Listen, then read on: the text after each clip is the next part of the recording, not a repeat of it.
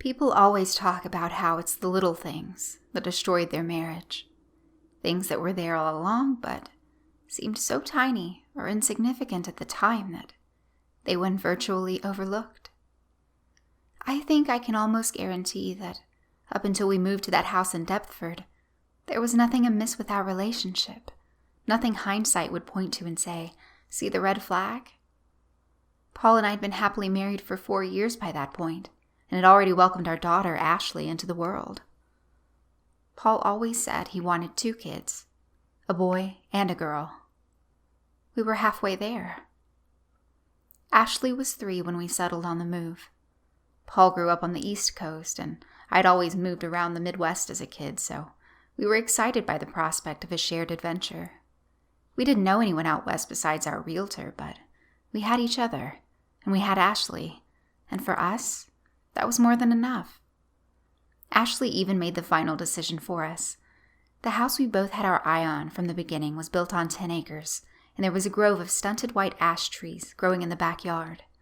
At first, the trees looked so disfigured and dead to me and gave me the creeps. They reminded me of inverted CT scans of human lungs. Shouldn't they be flowering by now? I remember asking skeptically. The realtor assured us that they would. It was love at first sight for Paul. He was the first to draw the parallel between the ash grove and our daughter's name. For a young family looking to make a change, it felt like the sign we had been waiting for. I found work as a nurse. Paul was a writer and worked from home. We fell into our new routines. During the week, I spent most of my days, and the majority of my nights, at the hospital. Paul wrote and teleconferenced from home, taking breaks to play with Ashley and go for nature walks on the property, though the latter he usually took alone. Paul and I were both hikers, but despite our best efforts to indoctrinate her early, Ashley never seemed to like nature or the woods. She wouldn't set foot into the ash grove without crying, even when we were out there with her, not even when we brought along her stuffed dog, Snowy, from whom she could normally never be parted. Paul took to putting her down for a nap before going out. I didn't like the thought of her being left alone at the house for long stretches, but Paul said he never strayed further than the grove. He insisted the walks were necessary to his process, and he assured me that he kept the house in sight at all times. Honestly, a part of me felt guilty for not being there myself, so I didn't push the issue. Paul took walks for inspiration, and I wanted him to feel inspired. We moved into the house in spring. By summer, the trees had finally started to leaf, working their way slowly upward from the trunk to fill out their black, anorexic branches. Even I couldn't deny they were gorgeous. Our neighbors up the lane had a bigger grove, but I was starting to feel a special fondness for our weird little woodland. Despite my work schedule and my frequent absence from home, I did finally manage to make one friend, our closest neighbor, Deborah, who lived up the street with her ailing father. From her, I learned a lot about the town and a lot about our property in particular. She told me that the house had stood unoccupied for much longer than our realtor had led us to believe, and that with us on the premises, she was seeing the white ash leaf for the first time in years. Before, she had always assumed the trees stood dead on their roots. She had speculated they were the reason the house had trouble selling. It had been a rough week at work, and I remember feeling so encouraged, so proud, that we were what had finally moved them to grow. I never had time now to walk the backyard path myself, but I was content to admire the grove from our bedroom window. Often, Paul would look up and wave to me as he came and went. I had taken to thinking of the trees as his garden. I had no doubt that in time, Ashley would grow to cherish them as much as he did. We did. Summer drew to an end, and it was fall before we knew it. By this time, Paul was taking frequent walks through the woods, disappearing for hours on end. I attributed it to writer's block. He hadn't published anything significant since the move, and spent most evenings holed up in his office working. When Paul committed to something, he committed absolutely. I had no doubt that he was feeling as much pressure as I was to settle into our new life. I had enough leeway at work by this point that I was making it home in time for dinner. Often I would find Ashley still dozing in her room, or playing with Snowy, and Paul nowhere in sight. I didn't want to put a name to it. that I could feel a rift starting to form in our family. I almost wholly blamed myself. I was still working way too much. I tried to cut back my hours at the hospital. Only when I did, I would start to see the bills pile up alongside the takeout boxes, and I felt frustrated, resentful. I had known and accepted what life with Paul would be like before I married him, but we had both worked so hard before. Now I felt like I was the only one keeping us afloat, even as I feared that it was my absence pulling us apart. Deborah was a great friend and a great source of reassurance and comfort as the fall days darkened. I remember sitting with her one evening on her porch, both of us watching Ashley play with Snowy in the yard. Our eyes occasionally wandered to the ash grove standing in the distance. I remember wishing, not for the first time, that Paul had come with us, but he had mentioned a vague deadline and stayed home at the last second. I didn't press him. Maybe our luck was about to change. Speaking of change, Deborah interrupted gently, obviously trying to get my mind off the subject. Can we talk about your magic trees? They haven't changed their colors, not a single one. They've got to be the only green trees left in the county. Just take a look at ours. Sure enough, all of the ash trees in Deborah's yard were already dressed in autumnal shades of orange and red. I distinctly remember that I did not want to talk about trees, especially not our trees. I had a suspicion that I was growing to hate them as much as Ashley, but I didn't want to be right. I had dreams about chopping them down, mostly on the nights when I went to bed alone. Fraxinus nigra. Deborah's father spoke in a cobweb voice that raised the hair on the backs of my arms. He was seated in his rocking chair beside us on the porch. I had never heard him speak before, and gathered from Deborah that his dementia was so advanced that it had been years since he last managed a coherent word. Today seemed like no exception. I accepted the leaf he handed me as Deborah rose and helped him back inside. Seeing what remained of her family in shambles made me all the more determined to preserve mine. But I was getting angry, so deeply angry. By now I was also frightened. I picked up Paul's phone one morning, something I had never done before, and thumbed quickly through his messages. My haste was less a product of any chance of being caught — he was out in the garden all the time — and more of a product of my own guilt. I saw all the text I had sent from the hospital that he had never responded to, and unresponded to texts from friends back home. Nothing to immediately indicate an affair.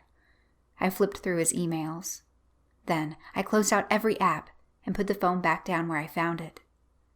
10 or more individual correspondences, all one-sided, all from his agent, wondering where Paul was and where his stories were. The final one had been sent 3 weeks ago. Then silence. I didn't need to read what it said to understand why the paychecks weren't coming. I didn't tell Deborah. She had enough to worry about. But I started to prepare myself for a confrontation.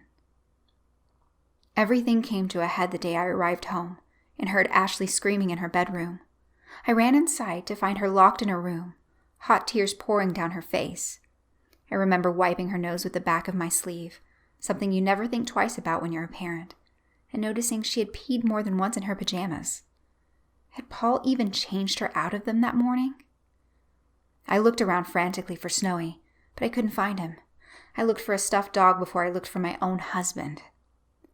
When I found neither, I lifted Ashley into my arms and ascended the staircase, every furious footfall reporting like a gunshot, warning Paul of the war that was coming, before I'd even thrown open his office door. "Paul!"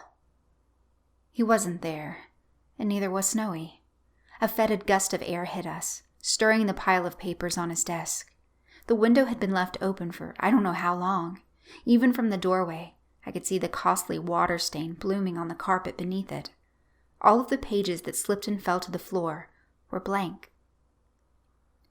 Worse than the state of the room, worse than the smell coming off my weeping daughter, was the smell that slammed into me then. It was stomach-turning. How had I never noticed such a rank odor of putrefaction? How had it not crept out through the bottom of the door? How had it not clung to Paul, if this was really where Paul had gone to every night? I didn't go in. I crossed the hallway into our room and set Ashley down on the bed, instructing her to sit and be still. In the absence of Snowy, I grabbed for the first thing I could give her to hold on to, The leaf on my bedside table, the one that Deborah's demented old father had given me. What was it he said that day? Fraxinus nigra? My computer was open. I typed an approximation of what I thought the spelling could be into a web search and hit go. Every few seconds my eyes flashed to the screen, hoping, dreading, that I'd catch a glimpse of Paul coming out of the woods. I noticed a flock of birds in a tree further out, sitting undisturbed. They had been roosting there for days now. Where was he? The results were in. Fraxinus nigra, black ash. The leaf matched the image results for a black ash tree. Our trees were white ash, weren't they? My head was spinning as I carried Ashley downstairs with me and locked her in the backseat of the car. The nightmarish stench from the office had already started to seep into the rest of the house. I had made up my mind to stay at a hotel in town, but before I could ram the key into the ignition, I found that I was headed for the woods. The trees didn't match their leaves. The leaves didn't match their trees. Where was Paul? He could sleep out here in his garden for all I cared. It was then that I started to notice them. The little things. The leaves. It was then that I realized they weren't growing at all. They had never been growing. Each one of the dozens, thousands, millions had been impaled on its twig. Our trees weren't alive. It was a perverse facsimile of growth. Someone had taken our dead forest and dressed up its corpse. I knew I was right when I found Paul. He stood in a clearing with his back to me. I didn't call out to him. I wanted to catch him in the act, to see for myself the insanity of his project. I watched as he took each leaf from his hand mechanically, then speared it with an incisive jerk on a dead twig. It was Paul. Paul had done this. I didn't wait in silence for long. By the time it occurred to me to speak, I was already screaming. Where did you get the leaves, Paul? I remember being more surprised by the question than by my screaming. It wasn't one that occurred to me on a conscious level, that suddenly seemed like the only question that mattered. White ash, black ash. I thought I saw something move behind the trees, and I could smell it then. The stench from the office, that foul, suffocating putrescence. When I turned my head to look, there was nothing. But I found Snowy. He was gored on a branch, the stuffing spilling out of his chest. I didn't move to retrieve him. Paul had turned and was staring at me, mouth agape as if in shock at being found out. Only it stayed open, and he stayed staring at me. Like he was brain dead. Like his eyes had been burrowed away by ash borers, and in the darkness, only pitted sockets remained. Beyond him, I could see the tree filled with birds. I could see that despite screaming my throat raw, none of them had moved to fly away. I left Paul there in the clearing, and I took our baby girl with me. I haven't heard from him since. It's the little things you don't notice, they say. I had a lot of fears when I first got married, but I guess my only fear towards the end was that he had run out of leaves.